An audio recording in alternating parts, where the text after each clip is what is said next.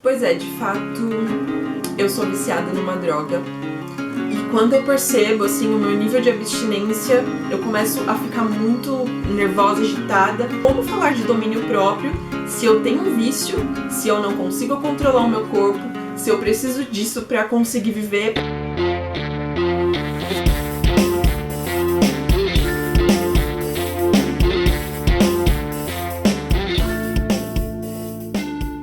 Oi, pessoal! Pois é, de fato, eu sou viciada numa droga e é uma droga lícita.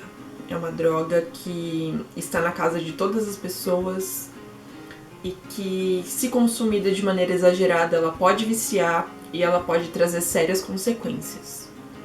Eu tô falando de uma droga em que qualquer pessoa consome, não só adultos, como crianças e, infelizmente, até bebês, né? Cada vez mais as pessoas têm menos consciência do quanto é importante a gente manter afastada essa droga das crianças, e eu me incluo nesse hall de pessoas que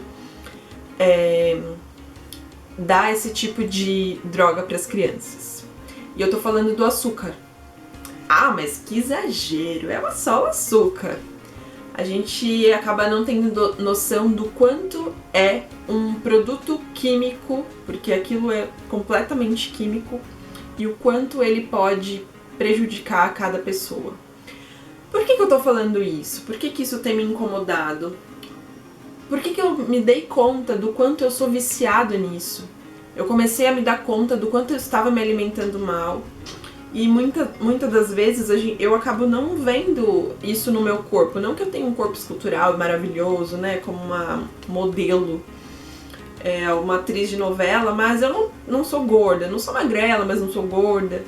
E eu amamento, o Gael mama muito, eu acho que talvez por conta disso eu acabe não engordando. Mas em relação à minha saúde de maneira geral, assim, eu tô muito sedentária e eu tenho me alimentado mal. Eu tenho sido confrontada ultimamente com algumas pessoas que têm falado sobre o assunto, e não só de uma maneira física, mas de uma maneira espiritual. Isso tem me tocado profundamente. E eu me dei conta do quanto eu estava agindo de maneira compulsiva quando eu estava me alimentando de algo muito doce, um brigadeiro, um bolo, e quando eu já não sentia mais prazer naquilo, quando já nem estava mais gostoso, eu continuava não, isso é algo atual, continuo comendo aquilo sem que ao menos eu estivesse gostando do que eu estivesse comendo. Já acabou a fase do prazer, já acabou a fome, já acabou o brilho nos olhos pelo alimento, mas eu continuo comendo sem parar. Eu vejo alguma coisa no armário. Esses dias o Gé comprou um doce de leite, um pote de doce de leite maravilhoso. Um doce de leite foi premiado aí num lugar que é de fato muito bom. Eu comecei a comer e quando eu fui me dar conta já tava com 1/3 do doce de leite. E aí eu falei, eu preciso parar de comer. E aí eu fui no mercado, eu comprei um outro doce de leite pra eu não ter que comer mais o doce de leite dele, pra sobrar pra ele comer, pra eu conseguir saciar a minha vontade, que não é uma necessidade física, obviamente, que é uma compulsão que tem consumido os meus dias. E eu percebi, principalmente, assim, além de eu ter a compulsão, eu tentei parar por um tempo. Eu fiz um jejum uma vez. Eu comentei até no vídeo sobre violência sexual, em que eu tinha um propósito tirando algo que eu gostasse muito, e era o açúcar, e foi muito difícil, muito difícil. Eu fiquei, acredito que 10 dias sem comer açúcar, e essa fase de abstinência foi muito complicada, e nessa época eu ainda não estava num nível de compulsão tão grande quanto eu estou agora. E todo dia eu paro e penso, hoje eu vou diminuir o nível de açúcar, eu vou tentar comer menos doce. E quando eu percebo, assim, o meu nível de abstinência, eu começo a ficar muito nervosa, agitada, e eu vou caçando o que comer, mas nem que eu faça, sei lá, uma pipoca doce, nem que eu coma abra uma lata de leite condensado e bote na colher e coma. eu preciso ter necessidade do açúcar. E eu digo em relação de fato ao doce. Eu não sei dizer exatamente em relação ao carboidrato, porque quando a gente come um pão, quando a gente come um arroz, esse tipo de carboidrato vazio, ele metaboliza no nosso corpo açúcar, né? Então, eu acho que em relação a isso tá tudo bem, assim. Eu consigo não comer massa, não comer arroz, não comer pão, por exemplo. É mais em relação ao sabor doce na boca. Eu acredito que sim, talvez. Talvez se eu fizesse um jejum de massa, massa nem tanto, mas pão, eu sentiria abstinência também. Mas, a princípio, em relação ao açúcar, é algo que de fato me incomoda. E pensando em tudo isso, eu assisti um vídeo falando sobre a questão da alimentação e que tem uma passagem na Bíblia em que fala: quer comais, quer bebais, faça tudo para a glória de Deus. E eu percebi que eu não estou glorificando a Ele com a minha alimentação. Que se eu sou um templo, se eu sou um corpo que precisa glorificar Ele, eu preciso me alimentar de uma maneira mais saudável. E também tem as questões de frutos do Espírito, em que fala sobre domínio próprio. E como falar de domínio próprio se eu tenho um vício, se eu não consigo controlar o meu corpo, se eu preciso disso para conseguir viver, para conseguir ter um dia mais feliz, para conseguir, enfim, conduzir o meu dia, eu preciso do açúcar, eu necessito daquilo. Então eu não estou falando de domínio próprio, né? Muito pelo contrário. Então eu tenho sido confrontada não só nessas questões físicas, mas espirituais. E a maternidade é sempre algo transformador. Então, eu tô falando, eu fico ofegante, porque é sedentarismo isso misturado com açúcar.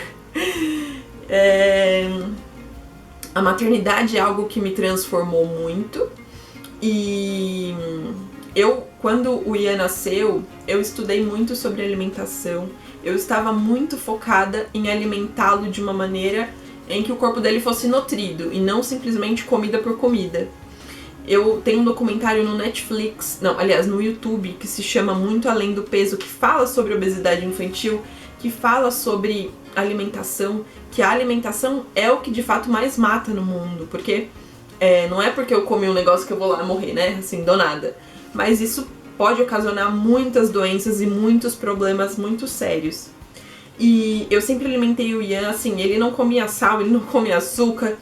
Eu briguei com o mundo todo pra conseguir que ele tivesse uma boa alimentação.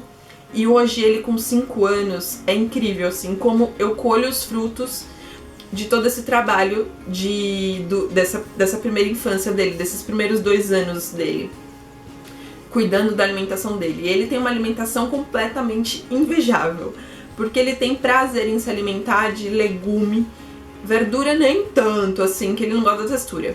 Mas, assim, de legume, de fruta, é o dia inteiro comendo legume e fruta. O que eu me imagino na infância, pensando, não vejo a hora de comer um chocolate, é o Ian, assim, pensando, não vejo a hora de comer uma mexerica, não vejo a hora de comer uma maçã, de comer uma néspera, que ele é viciado em néspera.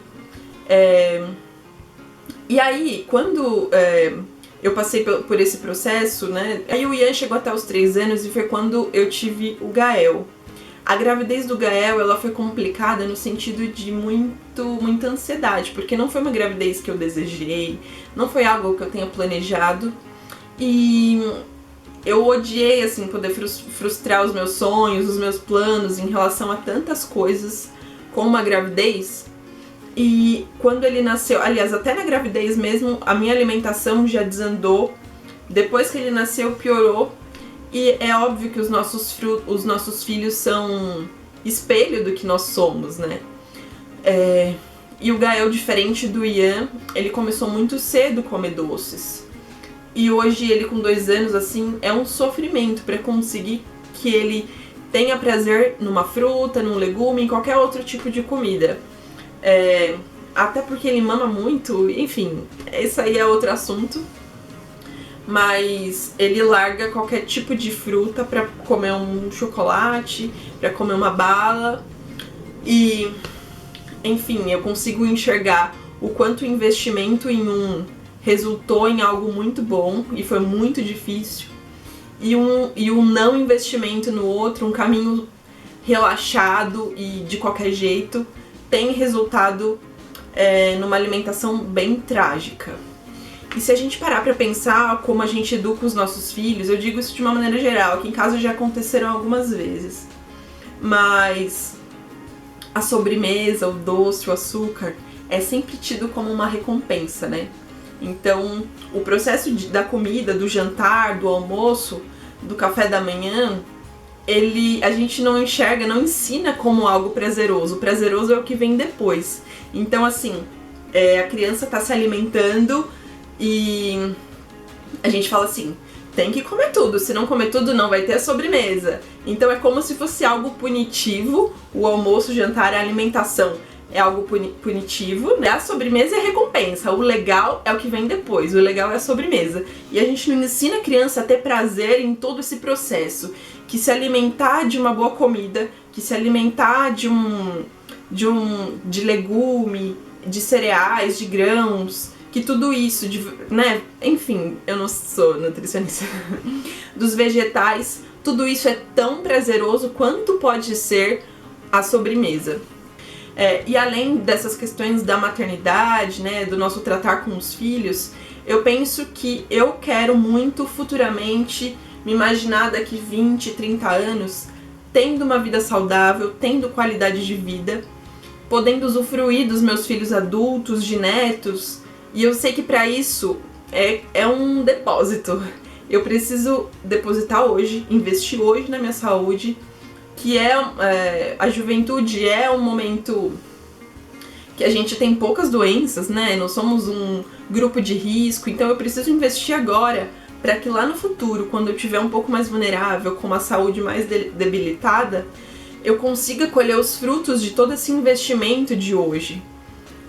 Então, para isso, eu estou me desafiando, porque eu sei que se eu postar esse vídeo e eu disser para as pessoas, eu sei que eu vou me forçar a fazer o que eu quero fazer, que é um jejum. Como diz a nossa presidenta, né, eu não vou botar meta, porque aí quando a gente chegar na meta, a gente dobra a meta, essas coisas todas. Então, eu não quero colocar uma meta, eu quero começar um jejum de açúcar e te desafiar também a fazer isso, pra ver se você tem domínio próprio. Será que você tem? Será que você consegue glorificar o Senhor com o seu corpo, se essa for a sua intenção? Então, eu quero parar de comer açúcar. Eu vou filmar durante esses dias de abstinência, que eu sei que não vai ser nada fácil. Vou publicar no Instagram também. E eu espero que esse vídeo te toque, para que você reflita sobre as questões da alimentação, sobre a gente não só comer comida por comer, mas que a gente precisa nutrir o nosso corpo de uma boa alimentação, porque ele é a nossa casa para sempre.